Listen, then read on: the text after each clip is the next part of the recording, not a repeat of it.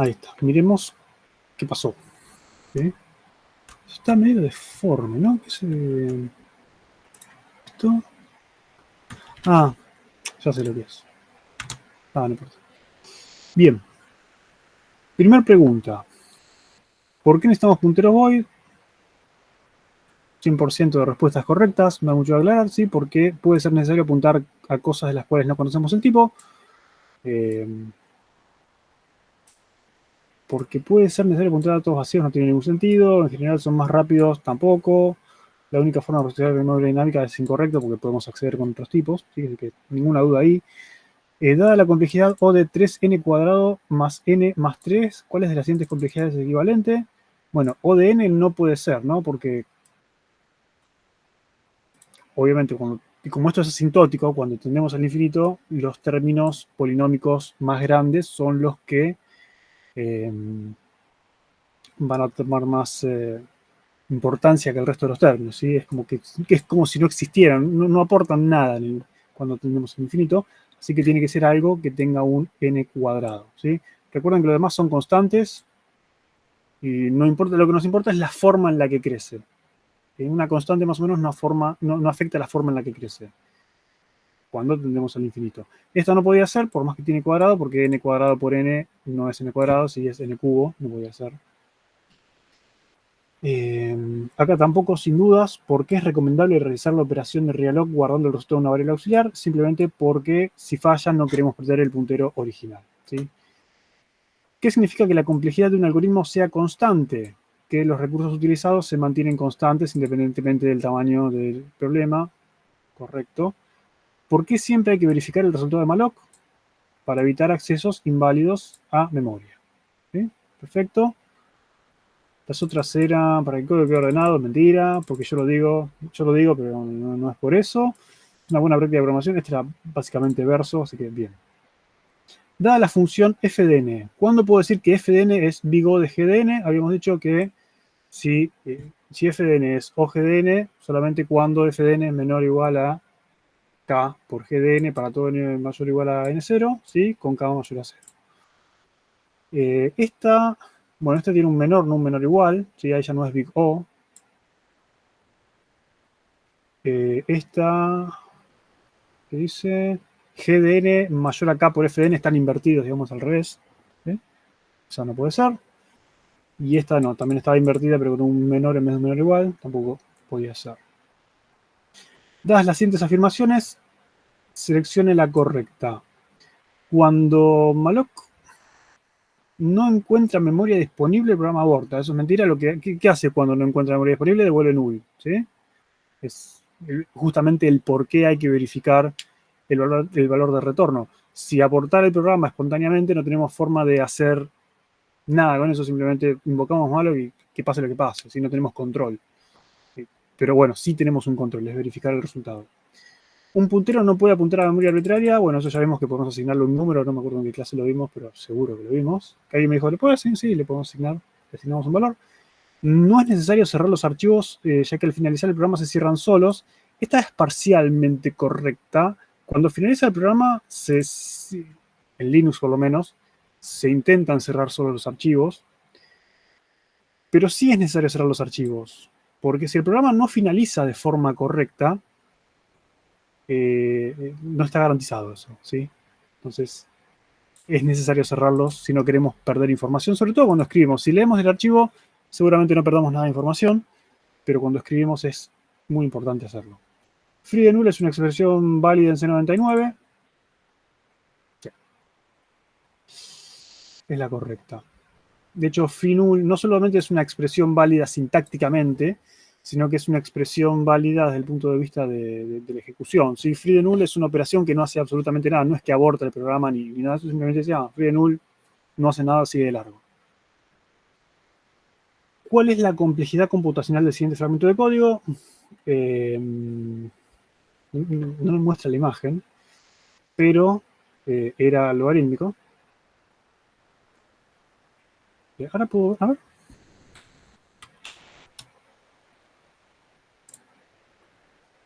Lo debo tener a mano. La imagen era... Esta. Esta era la imagen. ¿sí? Esto creo que lo habíamos analizado en clase, ¿sí? De hecho lo saqué adaptando una de las cosas que vimos. Se divide en dos el valor de j, ¿sí? Así que habíamos visto cuántas veces hay que dividir por 2 para llegar a 1, o bueno, en realidad 0 acá porque redondea, porque son enteros, ¿sí? ¿Cuántas veces hay que dividir? Hacíamos la cuenta y te quedaba un logaritmo, ¿sí? Porque era n dividido 2 a la k igual a 0, o a 1. ¿Sí? Entonces, si igualábamos eso, te quedaba que n era igual a 2 a la k. Para despejar la k, que era cuántas veces hay que dividir, sacábamos el logaritmo, quedaba el logaritmo vacío, ¿sí? Que bueno, la base en realidad no importa, porque es una constante, como bien me respondieron en esa clase. Así que no podía ser lineal, no podía ser n log n, era log n. ¿Cuál es la complejidad de ese siguiente fragmento de código? Ese también creo que lo tengo. Este. ¿Sí? ¿Qué teníamos acá? Teníamos un for, teníamos el tamaño del problema. ¿El tamaño del problema cuál es? Es n, el tamaño del vector, seguramente. ¿Sí? ¿Qué hace esto? Recorre los n elementos de este vector y por cada uno se fija si el número de iteración es par, hace una cosa, si hace otra cosa, si es impar, hace otra cosa. Cuando trabajábamos con if-else, lo que habíamos dicho era, bueno, tomemos la rama de que no nos convenga, ¿sí? La más compleja en tiempo de ejecución, que cuál es la que tiene el for, ¿sí? Entonces, en este caso, vamos a suponer que siempre viene por acá. ¿Y esto qué complejidad tiene? Bueno, esto tiene una complejidad que también la analizamos en clase. No podemos decir directamente que esto es O de n, pero sí podemos decir que esta está acoplada con esta. Entonces, la cantidad de iteraciones que iba a hacer esto era 1 más 2 más 3 más 4 más 5 hasta n, en realidad saltándose la mitad de los términos, pero es un dividido 2 que no me va a afectar el resultado, y en definitiva es n por n, queda n cuadrado, ¿sí? En realidad no es n por n, sino que había que hacer la cuenta y quedaba n menos 1 sobre n por n, o bueno, sí, n cuadrado sobre 2 generalmente. En este caso hubiese quedado sobre 4, lo mismo. El logaritmo no sé dónde lo sacaron, n cubo no podía ser y O de n tampoco. Y de las siguientes complejidades, ¿cuál es la mayor? O de n, bueno, acá, esta pregunta incluso fue repetida, así que dije una gratis. Iba a poner una que era de aritmética de punteros, pero dije no, démosle una gratis. Y ahí está, ¿sí? ¿Alguna duda con las preguntas? Si no hay ninguna duda, podemos enviar las notas, publicar, enviar, y ahí ya estamos, ¿sí? Ahora sí, podemos arrancar la clase. Lo que les dije es que vamos a ver hoy, vamos a dedicar la clase de hoy a practicar, particularmente orientado a lo que es el TP1, por eso también tengo el enunciado acá. Bueno, de hecho lo tengo abierto. Sí. Vamos a abrirlo mejor, ¿saben? Esto lo cierro. Visual Studio lo cerré. Abramos el código acá.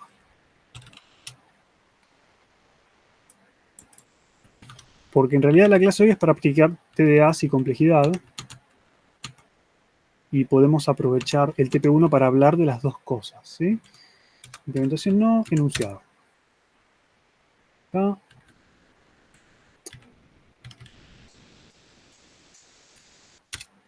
Ahí está.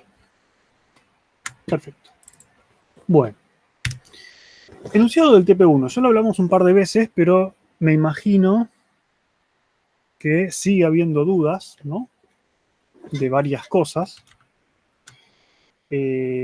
Particularmente puede que haya dudas con la función de iteración, que la vimos en la clase, pero la vimos más, así nomás, por encima. ¿Sí? ¿Confirmás qué cosa? ¿Que lo vimos en clase o que hay dudas con la iteración? Ambas dos, ok. Es importante que acá les pone como restricción si implementar con complejidad O de n en tiempo y O de 1 espacio. Espero que en el informe aparezca esto.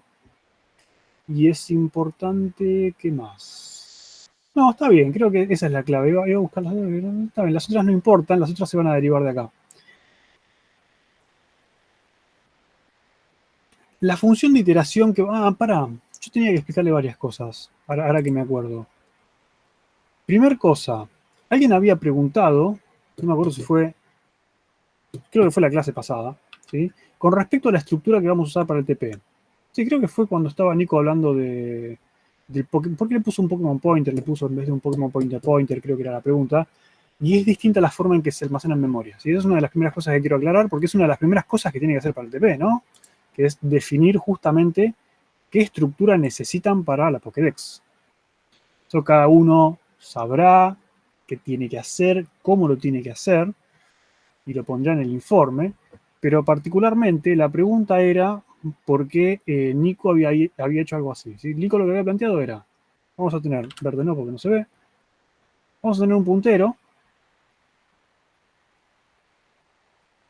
y este puntero, tiene un puntero Pokédex,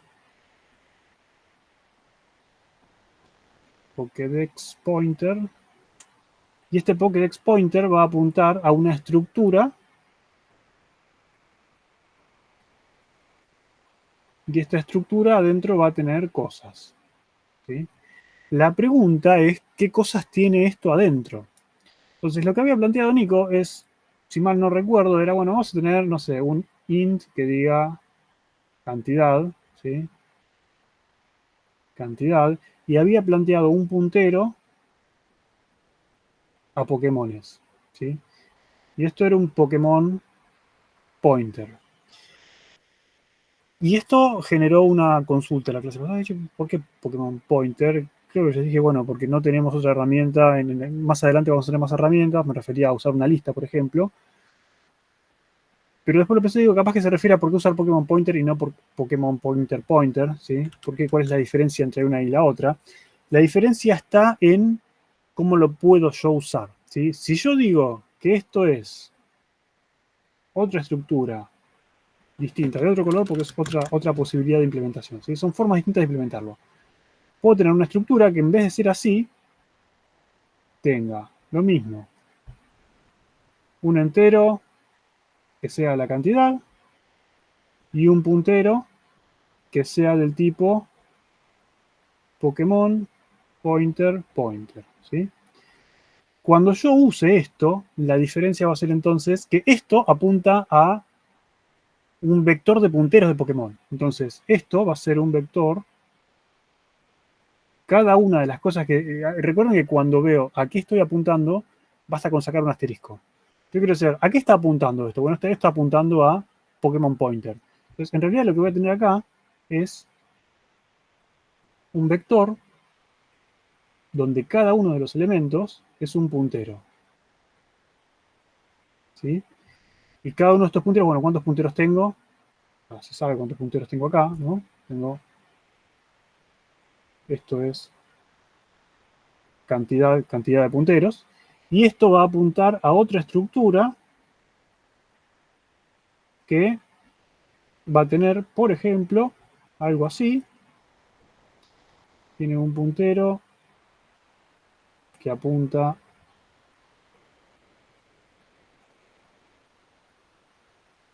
algo así.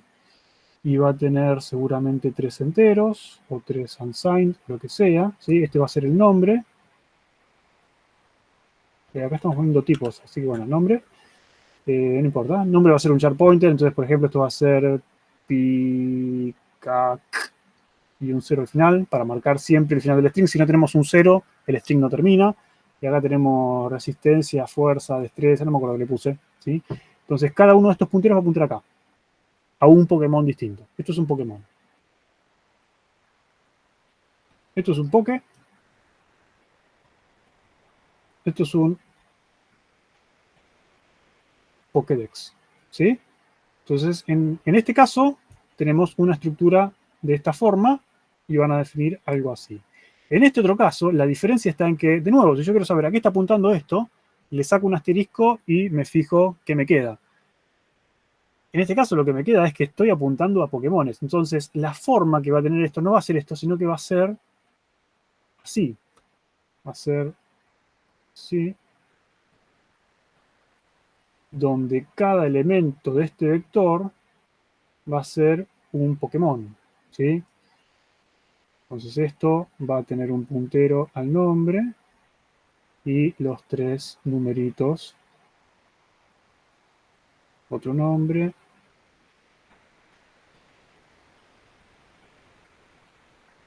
Otro nombre. Entonces este va a ser Peacock, lo habíamos puesto. Es un string. Este será Charmander, etcétera, ¿sí? Y fíjense cómo elegir un tipo distinto para este puntero me cambió la forma en la que accedo a los datos. Una es mejor que la otra, los dejo a su criterio. Ustedes tienen que elegir si esta forma u otra forma para el TP, porque no son las únicas, obvio. Y explicar, bueno, yo elegí esta porque se me hacía más fácil esto, o si en realidad si usaba esto se me complicaba tal cosa, entonces decidí usar esta, ¿sí? Ustedes justifíquenlo como se les cante. ¿Vale? Pero esa es la diferencia entre una y otra. ¿Se entendió? ¿Se entiende la diferencia? Perfecto. Eso por un lado. ¿De qué estábamos hablando antes de arrancar con esto? Ah, sí, del TP, pero específicamente de los iteradores. Iteradores. ¿Cuál es la idea de esta función de iteración? Para que se entienda. ¿Dónde está? Acá está. Lo que dice esto es que invoca la función especificada para cada Pokémon en la Pokédex. ¿Qué voy a tener? Voy a tener en algún lugar, de nuevo, si esto fuese el TP, seguramente esto, tan torcido no, esto va a estar en el stack, de acá para allá va a ser el heap, ¿sí? Más o menos. Y en algún lugar vamos a invocar una función que diga, che, para esta Pokédex invocame tal iteración. Eso implica que vamos a tener en algún lugar un puntero con una función que va a apuntar a un código que está en algún lado, no sé, ¿sí? Pero no, los punteros a funciones apuntan a funciones. Y yo lo que voy a hacer es voy a pasarle este puntero a la función que está acá, ¿sí? Pokédex iterar Pokémon. Le voy a pasar esa función acá. Y lo único que tengo que hacer es iterar, ¿sí? Acá, ¿qué dice? Invoca la función para cada Pokémon de la Pokédex. No, más que eso. Agarro esta función y esta función la aplico sobre el primer Pokémon, ¿sí? ¿Qué les pido? ¿Un puntero de Pokémon? Bueno, un puntero de Pokémon. Sobre esto. Lo aplico al segundo, al tercero, al cuarto, al quinto. Lo aplico a cada uno de los Pokémon siguiendo el orden especificado, ¿sí? El orden especificado es modo de iteración, donde el modo de iteración puede ser ordenado por nombre, ordenado por ID. ¿Sí? Eso es lo que tienen que hacer. Esta función les va a devolver un booleano. Si el booleano es verdadero, tienen que seguir iterando. Si el booleano es falso, dejan de iterar. Por ejemplo, supongamos que yo quiero... esto también tenía un tipo, ¿no? Me había faltado, era un cuarto atributo que era el tipo y había uno más que era el ID. Bueno, me olvidé de dibujarlo, pero está. ¿Sí? Supónganse que yo tengo funciones para encontrar Pokémon específicos, ¿no? Yo quiero decir, bueno, buscar tal Pokémon por nombre, por ID, perfecto. ¿Qué pasa si yo, ¿sabes qué? Quiero agarrar un Pokémon tipo fuego. ¿Cómo hago? No tengo forma de hacer eso. Entonces, una cosa que podría hacer es, por ejemplo, definir una función que devuelve true para todos los Pokémon, excepto si encuentro un Pokémon tipo fuego. ¿Sí? Entonces, ¿qué hago? Esa función se fija el Pokémon, fija, es tipo fuego, devuelve falso y guardate el resultado en contexto. ¿Sí? Aparte no la vimos, pero ahora la vemos. Entonces, con eso, ¿yo qué logro? Logro que empiezo a iterar, aplico la función acá.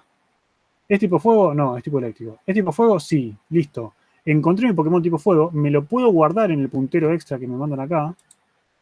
¿Sí? Me lo puedo guardar acá. Este puntero contexto se pasa como segundo parámetro de la función, justamente para estas cosas. Me lo guardo y no hace falta que yo siga iterando el resto de los chiquicientos Pokémon que tengas. Y para eso está ese booleano que devuelve true o false. Si en algún momento me interesa frenar la iteración, para decir, mira, ya está. Por más que haya 100 Pokémon más, no me interesa ninguno porque encontré el que yo quería. ¿Sí? Con eso puedo controlar esa iteración. ¿Está bien? Eso vamos a ver seguramente más en lista. Pero esto es lo que solemos llamar iterador interno. ¿Por qué interno? Porque nosotros no manejamos la iteración, la maneja la implementación. Nosotros podemos controlarla mediante este tipo de variables, ¿sí? Pero la iteración la implementa el TDA, no lo implementamos nosotros por fuera. Cuando nosotros hacemos un for de cosas, por ejemplo, for igual, etc., estamos haciendo una iteración explícita, digamos, ¿sí? Estamos iterando nosotros, a eso lo conocemos como iteración externa, ¿sí? Para un TDA, y cuando lo hacemos así, controlado por una función, es iteración interna, dentro de la implementación se hace la iteración. Pero no, eso no se preocupen todavía porque cuando lo hagamos en lista lo vamos a volver a ver, ¿sí? Hasta acá se entiende entonces cómo debería ser, cómo debería comportarse. Importante, esto lo que devuelve acá, devuelve la cantidad de Pokémones iterados. Por ejemplo, en este caso, en el ejemplo que hice, ¿qué valor debería devolver?